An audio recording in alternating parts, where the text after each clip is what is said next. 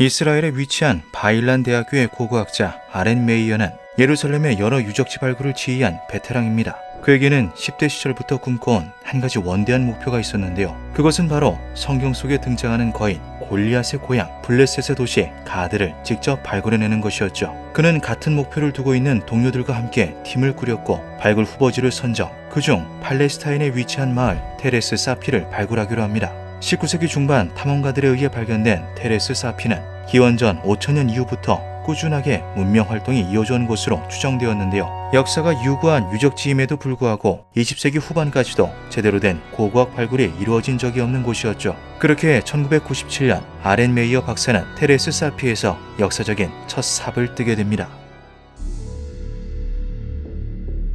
가드는 블레셋의 5개 도시국가 중 하나로 골리앗의 고향이라고 알려져 있습니다. 가드가 있었을 거라고 유추되는 지역은 몇 개가 있었으나 그중 테레스 사피는 지리적, 역사적으로 가장 높은 일치율을 보였고 학계 내에서는 이곳에 골리앗의 기원과 비밀이 숨어있을 거라는 소문이 돌고는 했죠. 1997년부터 시작된 아렌 메이어 박사의 발굴 작업은 놀라운 성과를 보였습니다. 그들은 그곳에서 실제 고대 도시로 추정되는 거대한 유적을 발견해내는데요. 기원전 9세기에서 10세기의 철기시대 유적지로 드러난 도시에는 공공건물, 숙소, 사원 등 다양한 종류의 건축물들이 존재했고 도시의 외곽은 단단한 벽으로 요새화까지 되어 있었죠.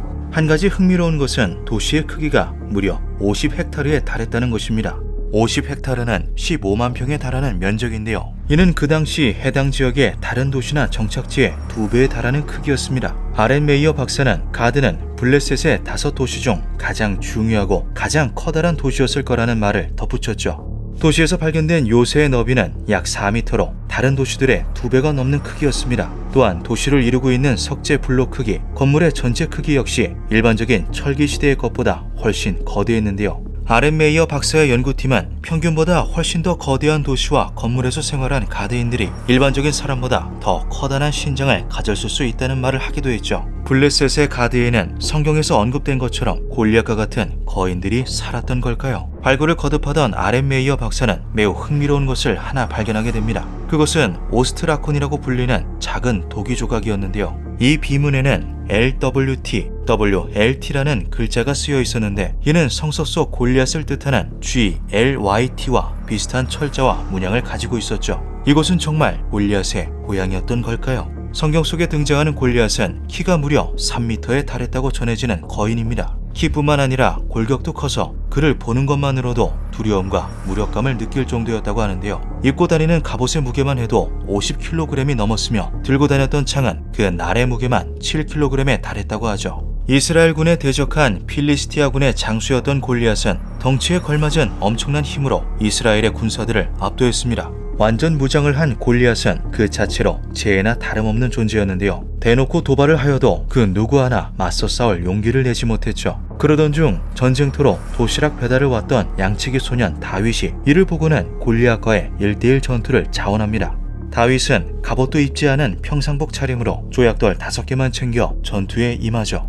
블레셋 장수가 한 걸음 다가오자 다윗은 재빨리 뛰쳐나가 주머니에서 돌 하나를 꺼내어 팔매질을 하여 블레셋 장수의 이마를 맞추었다. 돌이 이마에 박히자 그는 땅바닥에 쓰러졌다. 다윗은 달려가서 그 블레셋 장수를 밟고 서서 그의 칼집에서 칼을 빼어 목을 잘랐다.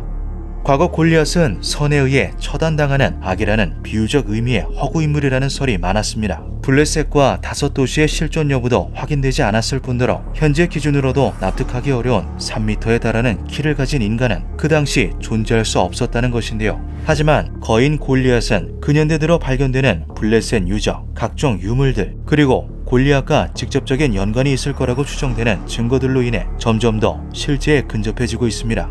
2014년 퀸즈 대학교의 디어드리 도넬리와 유전학 전문가 패트릭 모리스는 유전적인 측면에서 골리앗의 실제, 거대한 키의 비밀을 탐구하는 논문을 발표하였습니다. 그들은 골리앗이 유전성 뇌하수체 장애를 가지고 있었을 것이며 이러한 기능장애는 다윗에게 돌팔매질을 당해 죽은 것에 크게 기인하였다고 주장했습니다. 골리앗은 뇌하수체 종양과 그에 따른 시신경 압박으로 시각장애를 가지고 있었고 이로 인해 측면을 살피는 것에 불편함이 있었다는 것인데요. 이를 간파한 다윗이 그의 측면을 파고들어 돌파매질을 하였고 그의 거대한 머리는 상대적으로 맞추기 쉬운 타겟이 되었다는 것이죠. 골리앗이 뇌하수체 종양을 앓았을 거라는 추측은 2000년 네게브 벤구리온 대학의 신경학자 블라디미르 베르기너에 의해서도 제시된 바 있습니다. 그는 18세기 퓨젯의 그림에 그려진 골리앗의 머리에서 말단 비대증의 모습을 찾아볼 수 있으며 이러한 묘사는 훨씬 오래전부터 존재했다고 말하였는데요. 다윗에 의해 두개골 손상을 입은 골리앗은 그 비대한 머리 무게에 의하여 머리부터 고꾸라지며 쓰러졌고 이로 인한 뇌진탕이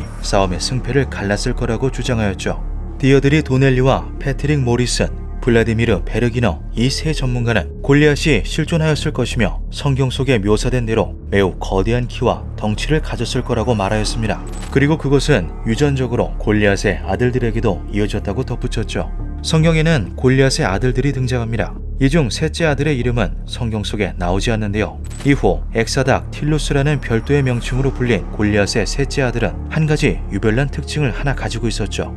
또 가드에서 전쟁이 벌어졌을 때 키 큰 자 하나가 나타났는데 그는 손가락과 발가락이 6개씩 모두 24이었다. 이 사람도 거인족의 자손 가운데 하나였다. 성경 속에 묘사된 엑사닥 틸루스의 손 발가락은 각각 6개씩이라고 묘사되어 있습니다. 흥미로운 것은 세계 각국에 남아있는 다양한 거인 전설 속에 이렇게 손가락과 발가락이 하나씩 더 있었다는 기록과 전승이 유독 많다는 것이죠. 이것은 그저 우연의 일치인 걸까요? 아니면 먼 과거 지구상에는 실제로 손 발가락이 6개씩 있었던 거인족이 존재하였던 걸까요? 골리앗이 실제하였다는 전제하에 그가 말단 비대증과 같은 일종의 유전 증후군을 앓았을 거라는 설이 있는 한편 그가 그러한 병과는 별개로 종족 자체가 거대한 아직 학술적으로 밝혀지지 않은 거인족의 후예일 것이라는 의견 또한 제시되고 있습니다. 성경 속 그들이 키가 큰 인간이 아닌 거인족의 자손이라고 표기된 것도 그러한 이유라는 건데요. 과연 골리앗의 조상은 누구일까요?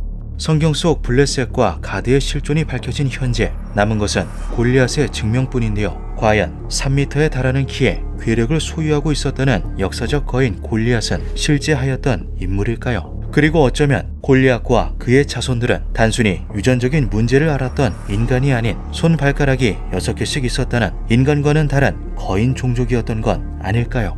우리가 정탐하고 온 땅에 들어가 살려다가는 도리어 잡아먹힐 것이다. 거기에는 키가 장대 같은 사람들이 있는데 거기에는 처음 보는 거인족들도 있더라.